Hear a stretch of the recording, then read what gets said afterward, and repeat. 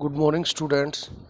Today we are going to discuss our remaining part of chapter number 7 of political science, that is outcomes of democracy. As we have already discussed, outcomes means results of a democracy, or you can say comparison of democracy with the other ruling systems, or what are the qualities of the democracy, why it is known as best form of government. We have already discussed how do we assess democracy's outcomes, कि जो democracy के outcomes हैं, result हैं, हम उनको किस तरह से असेस कर सकते हैं। इससे पहले हमने पढ़ा है कि democracy promotes equality among citizens, की नागरिकों के बीच में इक्वलिटी है उसको प्रमोट करती है democracy. Enhance the dignity of the individuals, और जो इंडिविजुअल्स हैं सिटीजन्स ऑफ द कंट्री हैं उनकी dignity, it means Gaurav, respect, उनके जो रेस्पेक्ट है उसको ये एनहेंस करती है, बढ़ावा देती है। Improve the quality of decision making, और डेमोक्रेटिक सिस्टम में हम यूँ कह सकते हैं कि द पीपल आर डायरेक्टली और indirectly engaged in the decision making process. Next हमने इसमें पढ़ा है कि provide a method to resolve conflicts, की जो विवाद हैं, जो भी कन्फ्लिक्ट्स हैं, एक तरह से उनको रिजोल्व करने का, उनको एक तरह से सुलझाने के जो मेथड्स हैं वो प्रदान करती है ये। अगला हमने पढ़ा है कि allow rooms to correct mistakes, की हमारी खुद की जो मिस्टेक्स हैं उनको एक तरह से हमें करेक्ट करने के लिए एक अपॉर्चुनिटी प्रोवाइड करती है। It means that the people have power to change the government through the elections. They have right to vote and they have power to change the government through elections. इसके बाद में हमने पढ़ा है फिर कि the democracy is accountable government. It means it works according to the aspirations of the people, it works according to the interest of the people.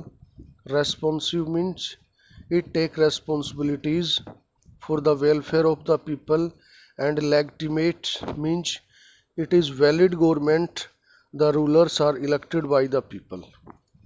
Next हमारा जो पॉइंट आता है वो अपना आता है कि इसमें आपका economic growth and development. Economic growth और डेवलपमेंट वाले को जब हम पढ़ते हैं तो इसमें ये दिखाने की कोशिश की जाती है कि how the democracy is better form of government in the economic matters, या how the democratic government focus और adopt the policies that are responsible for the economic growth of the country और for the development of the people. कहता है कि if democracies are expected to produce good governments, then is it not fair to expect that they would also produce development. कहता है कि हम ये माने, ये उम्मीद करें कि जो डेमोक्रेसीज हैं वो आपकी बेस्ट फॉर्म ऑफ गवर्नमेंट्स हैं, या दे प्रोड्यूस गुड गवर्नमेंट्स, अच्छी सरकारें बनाती हैं। तो कहता है कि इसमें भी कोई संदेह नहीं, कोई डाउट नहीं होना चाहिए कि वो डेवलपमेंट प्रोवाइड करती हैं। Evidence shows that in practice many countries did not fulfil this expectation, और जो सबूत हैं वो कहता है ये दिखाते हैं कि किस तरह से प्रैक्टिस में यानी प्रैक्टिकली काफ़ी सारी डेमोक्रेसीज हैं वो इस तरह की उम्मीदों को पूरा नहीं कर पाई हैं।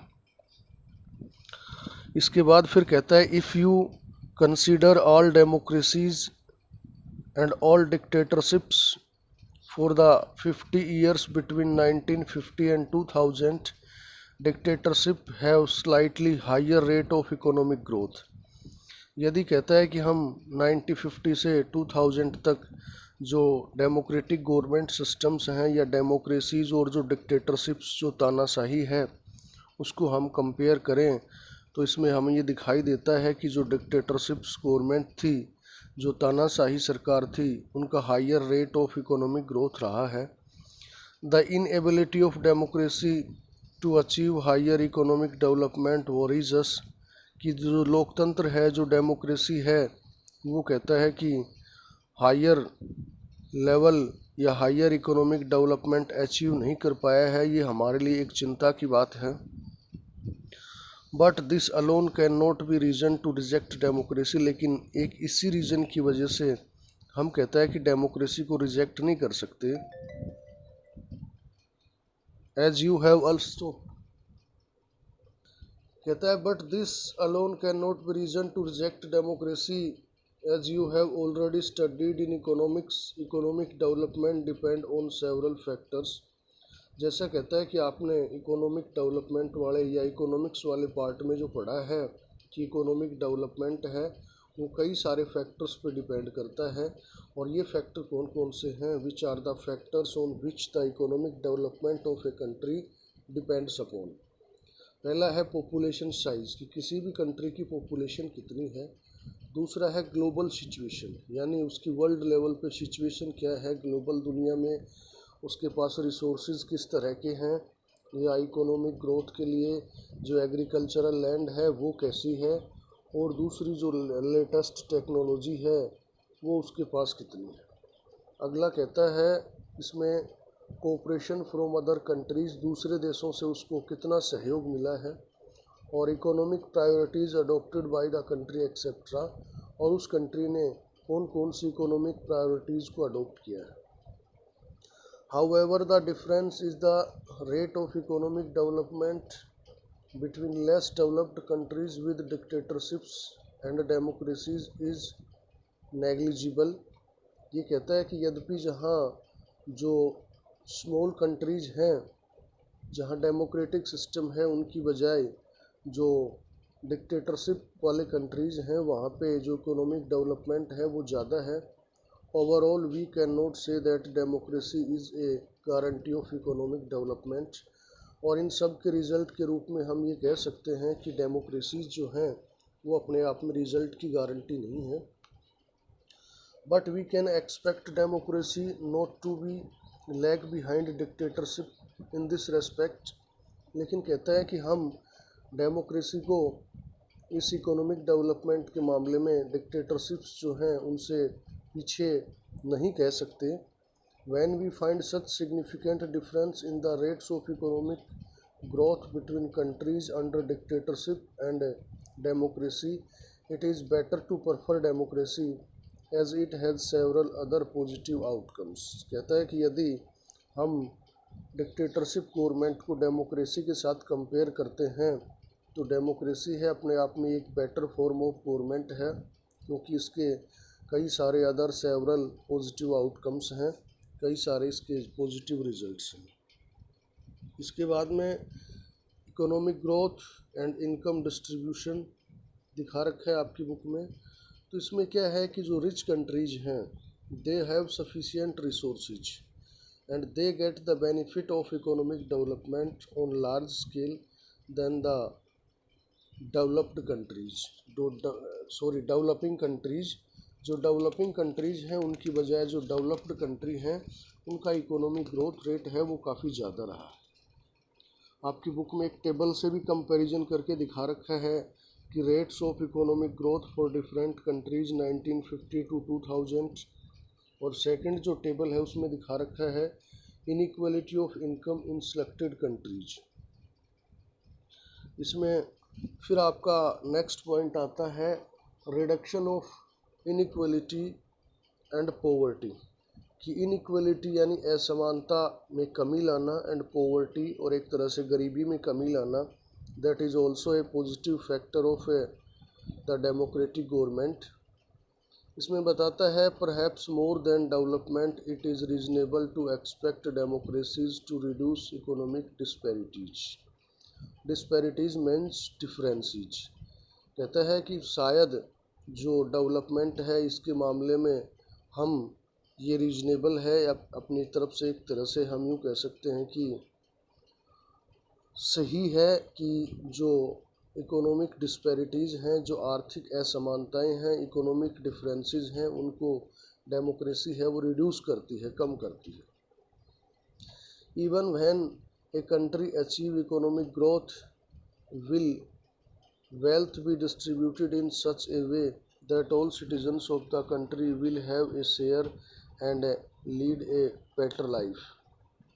कहता है यहाँ तक कि जब कोई भी कंट्री इकोनॉमिक ग्रोथ अचीव करता है तो डिस्ट्रीब्यूशन ऑफ रिसोर्सेज या डिस्ट्रीब्यूशन ऑफ मनी इस तरह से होना चाहिए जिसमें सभी का शेयर हो, सभी का भाग हो, और all the citizens of the country will have lead a better life, कि देश के सभी नागरिक एक अच्छा जीवन जी सके। इस economic growth in democracies accompanied by increased inequality among the citizens, कि क्या जो इकोनॉमिक ग्रोथ है डेमोक्रेसीज में उसमें सभी सिटीजन्स की पार्टिसिपेशन होती है, क्या सभी सिटीजन्स का इक्वल शेयर होता है, क्या इससे इनइक्वलिटीज़ है वो इंक्रीज नहीं होती, और do democracies led to a just distribution of goods and opportunities. और ये क्वेश्चन पूछता है कि क्या डेमोक्रेसीज हैं वो एक तरह से कि जस्टिसेबल डिस्ट्रीब्यूशन करती हैं गुड्स और अपॉर्चुनिटीज़ का। इसमें कहता है कि democracies are based on political equality, कि डेमोक्रेसी है वो पॉलिटिकल इक्वलिटी बेस्ड होती हैं। आप यूँ कह सकते हैं कि all the citizens of the country have equal political rights, जैसे हमारे कंट्री में है कि all citizens are free to contest the elections, all citizens have been given right to vote, there is a system according to which one person one vote and one value. इसके अलावा और भी सारी political इक्वलिटीज़ हैं वो establish करने की कोशिश की जाती है। कहता है कि all individuals have equal weight in electing representatives, की जो रिप्रेजेंटेटिव्स को इलेक्ट करते हैं उसमें सभी जो कैंडिडेट्स होते हैं या सभी जो सिटीजन्स होते हैं उनका इक्वल रोल होता है। मैंने अभी आपको बताया कि all the votes of the country या all the voters have same value.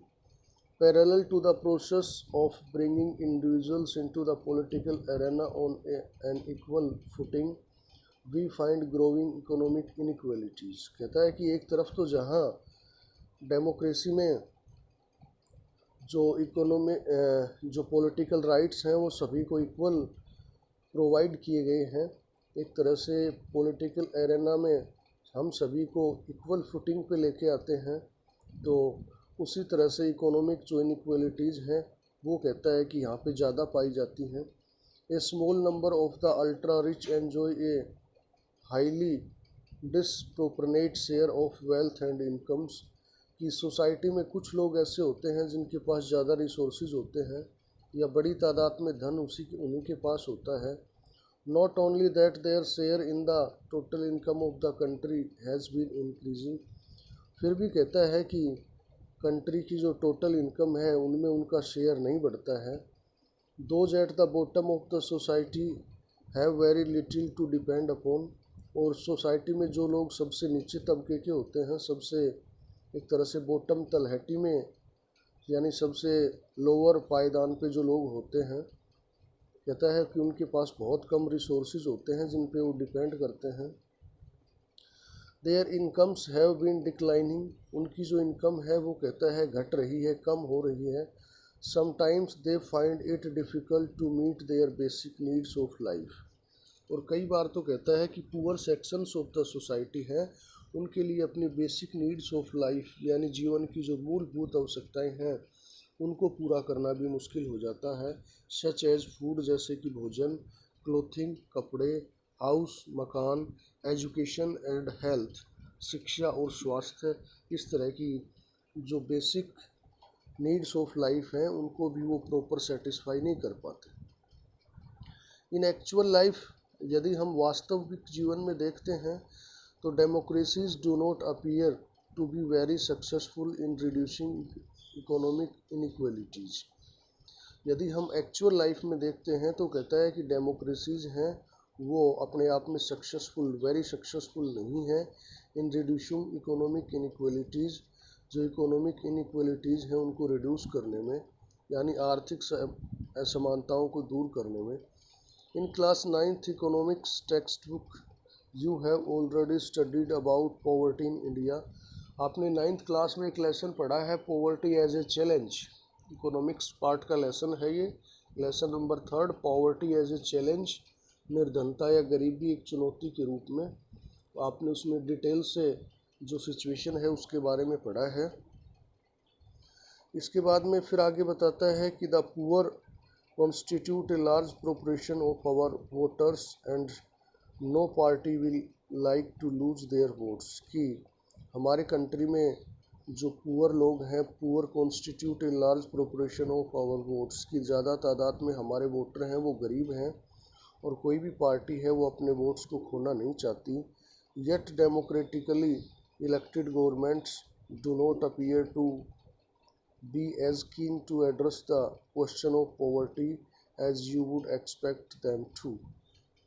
कहता है कि कोई भी जो लोकतांत्रिक सरकार है वो इस तरह से जो पॉवर्टी रिडक्शन है उसमें अपनी जो रिस्पॉन्सिबिलिटी है वो इतने अच्छे से नहीं उसको निभा पाती जितना कि आप उससे उम्मीद करते हैं। The situation is much worse in some other countries, कुछ दूसरे देश ऐसे भी हैं जहाँ सिचुएशन कहता है इससे भी ज़्यादा ख़राब है। In Bangladesh more than half of its population lives in poverty, Bangladesh में कहता है कि मोर देन हाफ यानी आधी से ज़्यादा जो इसकी जनसंख्या है, पॉपुलेशन है, वो गरीबी में रहती है। People in several poor countries are now depend on the rich countries even for food supplies. कहता है कई सारे ऐसे भी कंट्रीज़ हैं जहाँ जो पुअर पीपल हैं, पुअर कंट्रीज़ हैं, they depend on the rich countries even for the food supplies, यहाँ तक कि कहता है फूड सप्लाई के लिए भी पुअर कंट्रीज हैं वो रिच कंट्रीज पे डिपेंड हैं, गरीब देश हैं वो अमीर देशों पे एक तरह से निर्भर करते हैं। नेक्स्ट तो इस सेक्शन में हमने पढ़ा है कि the democratic government is not very successful to achieve the economic equality, और you can say to reduce the economic inequality in the society and to reduce the number of poor or to reduce the poverty from the society।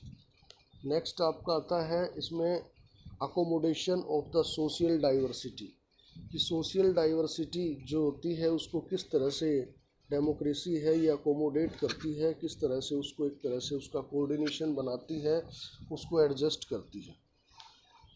कहता है कि do democracies led to peaceful and harmonious life among citizens, कि क्या लोकतंत्र है वो सभी लोगों को एक तरह से पीसफुल, शांतिपूर्ण और हारमोनियस यानी सद्भावनापूर्ण, हारमोनियस लाइफ का मतलब होता है where all the people of all religions live with each other in a peaceful method, कि सभी धर्मों के लोग एक साथ शांतिपूर्ण तरीके से रहें, हारमोनियस लाइफ। कहता है it will be a fair expectation that democracy should produce a harmonious social life. कहता है कि अपने आप में एक ये स्पष्ट इस तरह की एक्सपेक्टेशंस है, एक तरह से स्पष्ट आशा है, उम्मीद है कि जो डेमोक्रेसी है should produce a harmonious social life, उसको कहता है कि एक हारमोनियस सोशल लाइफ प्रोड्यूस करना चाहिए। We have seen in the earlier chapters, हमने पहले के जो चैप्टर्स हैं उनमें ये देखा है कि how democracies accommodate various social divisions, की किस तरह से डेमोक्रेसीज जो अनेकों सोशल डिवीज़न हैं उन डिविजन्स को अकोमोडेट करती हैं यानी कोऑर्डिनेट करती हैं अपने आप में। We saw in the first chapter how Belgium has successfully negotiated differences among ethnic populations, की किस तरह से बेल्जियम में जो डच स्पीकर थे या फ्रेंच लैंग्वेज स्पीकर थे, इसके अलावा जर्मन स्पीकर थे, किस तरह से उनको अकोमोडेट किया है, किस तरह से उन सभी को एक साथ लेके चलने का जो प्रोसेस है वो वहाँ पे स्टार्ट हुआ है। कहता है कि democracies usually develop a procedure to conduct their competition, कि डेमोक्रेसीज हैं अक्सर उन्होंने कहता है कि अपने कंपटीशन को कंडक्ट करने का जो प्रोसेस है, जो प्रोसीजर है वो डेवलप किया है। This reduce the possibility of these tensions becoming explosive और वॉयलेंट। इस तरह से ये जो एक पॉलिटिकल कंपटीशन है अपने आप में ये कहता है कि इस तरह से जो टेंशंस हैं उनको एक्सप्लोसिव यानी एक विस्फोटक या वॉयलेंट या हिंसक बनने से रोकता है। No society can fully and permanently resolve conflicts among different groups, कि कोई भी समाज है वहाँ पे पूरी तरह से और एक तरह से परमानेंटली यानी स्थायी रूप से जो डिफरेंट ग्रुप्स हैं उनके बीच में जो कन्फ्लिक्ट्स हैं, जो विवाद हैं, उनका सॉल्यूशन नहीं कर पाया है, but we can certainly learn to respect these differences and we can also evolve mechanism to negotiate the differences। लेकिन कहता है कि निश्चित रूप से हम इस तरह से डिफरेंसेस को रेस्पेक्ट करना समझ सकते हैं और एक ऐसा मैकेनिज्म बना सकते हैं जिससे इन तरह के डिफरेंसेस को नेगोशिएट किया जा सके, उनकी अनदेखी की जा सके। कहता है democracy is best suited to produce this outcome. Democracy है इस रिजल्ट के लिए कहता है सबसे बेस्ट सूट करती है। Non democratic regimes often turn a blind eye to the suppressed internal social differences. जो नॉन डेमोक्रेटिक रिजमीज हैं, यानी जहाँ नॉन डेमोक्रेटिक जो कंट्रीज़ हैं, अक्सर वो कहता है एक ब्लाइंड आई रखते हैं, एक तरह से अनदेखा करते हैं पूरी तरह से, और स्प्रेसिस इंटरनल सोशल डिफरेंसेस, या जो सोशल डिफरेंसेस हैं इनके एक तरह से इनको दबाने की कोशिश करते हैं। कहता है ability to handle social differences, उनमें एक तरह से एबिलिटी होती है, सक्षमता होती है सोशल डिफरेंसेस को हैंडल करने की। Divisions and conflict in this a definite plus point of democratic रिजमीज।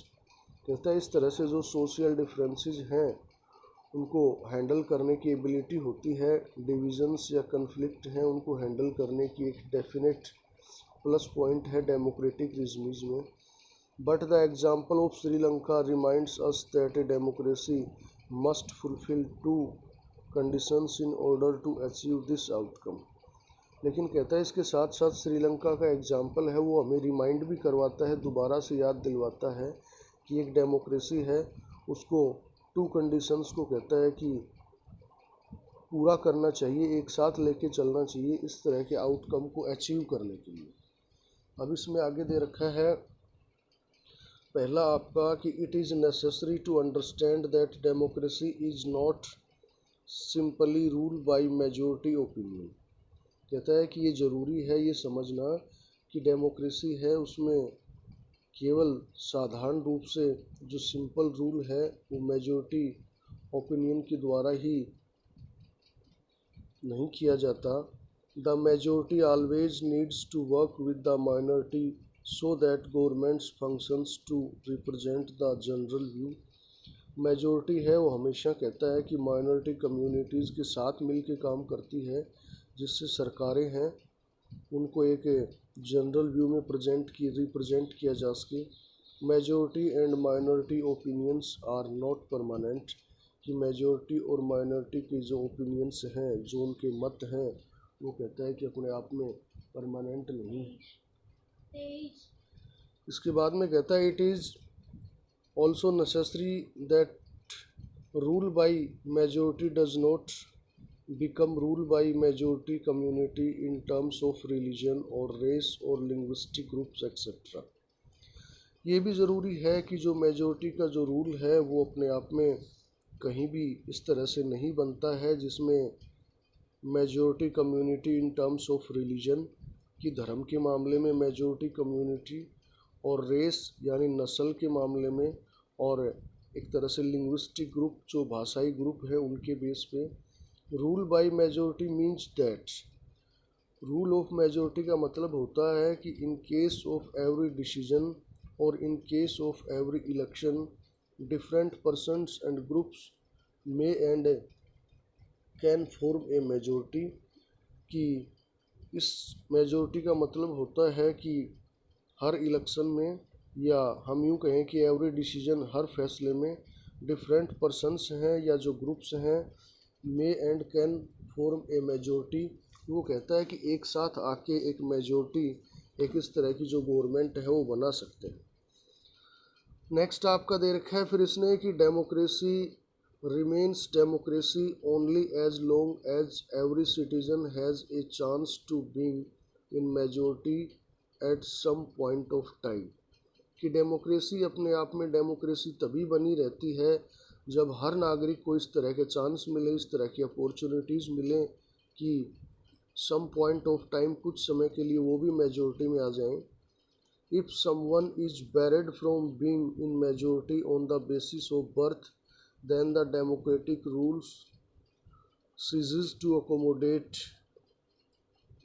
accommodative for the persons or group। यदि कहता है कि किसी को उसके जन्म के आधार पे मेजोरिटी में आने से रोका जाता है, तो जो लोकतंत्र हैं वो अपने आप में एक अकोमोडेटिव सिस्टम है, उस आदमी के लिए या उस ग्रुप के लिए नहीं रह जाता। नेक्स्ट आपका लास्ट पॉइंट बचता है, फिर इसमें आपका ये है dignity and freedom of the citizens, कि जो सिटीजन्स हैं उनकी डिग्निटी, उनका गौरव और उनकी फ्रीडम की बात करता है। फ्रीडम में तो आपको various types of freedom have been given by the Indian constitution. You have already given the right to freedom, और you can say dignity of the citizen means that people have to feel proud that the government is elected by them, or that is their government, or the people have power to change the government।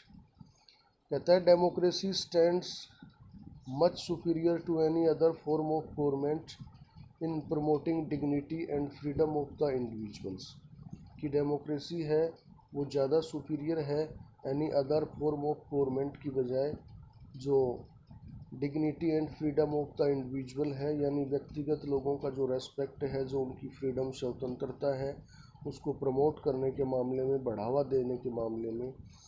Every individual wants to receive respect from fellow beings, हर individual कहता है कि अपने दूसरे साथियों से respect यानी सम्मान चाहता है। Often conflicts arise among individuals because some feel that they are not treated with due respect। कहता है कि अक्सर इंडिविजुअल्स के बीच में जो कन्फ्लिक्ट्स हैं वो पैदा हो जाते हैं, विवाद है वो बढ़ जाते हैं, जब कुछ लोग ये फील करने लगें कि उनके साथ रेस्पेक्ट नहीं शो किया जा रहा है, उनका सम्मान नहीं हो पा रहा है। The passion for respect and freedom are the basis of democracy. कहता है कि द पैशन ऑफ रेस्पेक्ट यानी एक तरह से सम्मान की भावना है, एंड फ्रीडम और आज़ादी की भावना है, these are the basis of the democracy, ये लोकतंत्र के आधार हैं। You can say that the democracy is based on the passion for respect and freedom. इसके बाद नेक्स्ट बताता है कि democracies through about the world have recognized this at least in principle, कि डेमोक्रेसीज हैं वो थ्रोंग आउट द वर्ल्ड, वो कहता है इस दुनिया भर में फैली हुई है, दुनिया भर में लोग इसको बढ़ावा दे रहे हैं, क्योंकि एटलीस्ट कहता है इस प्रिंसिपल को, the principle of passion for respect and freedom of the individuals, इसको इन प्रिंसिपल को डेमोक्रेसी में अडोप्ट किया गया है। This has been achieved in various degrees in various democracies। इनको कहता है कि जो वेरियस डिग्रीज हैं उनमें वेरियस डेमोक्रेसीज में इम्प्लीमेंट या अचीव किया गया है। For societies which have been built for long on the basis of subordination and domination. कहता है कि उन सोसाइटीज़ में भी जो कहता है कि लंबे समय तक सबऑर्डिनेशन यानी दूसरों के अधीनस्थ रही हैं, उनके नीचे उन्होंने काम किया है, और डोमिनेशन और जिसमें एक ग्रुप की मेजॉरिटी रही है।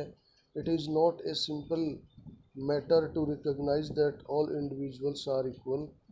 कहता है अपने आप में ये एक सिंपल मैटर नहीं है कि ऑल इंडिविजुअल्स हैं वो, that all individuals are equal, कि सभी इंडिविजुअल्स हैं वो समान हैं। Take the case of dignity of women.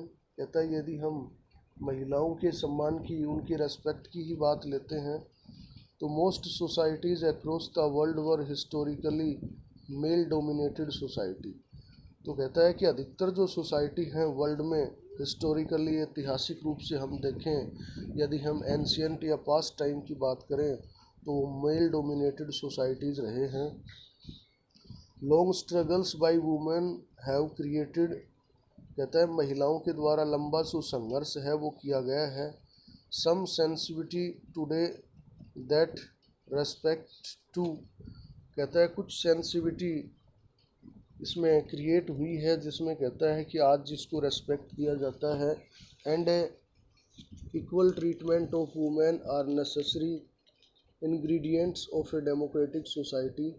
आज कहता है कि equal treatment and respect of womens हैं, वो आज किस डेमोक्रेटिक सोसाइटी के इंग्रेडिएंट्स हैं। एक तरह से जो हमारा सोसाइटी है that is based on this type of principles.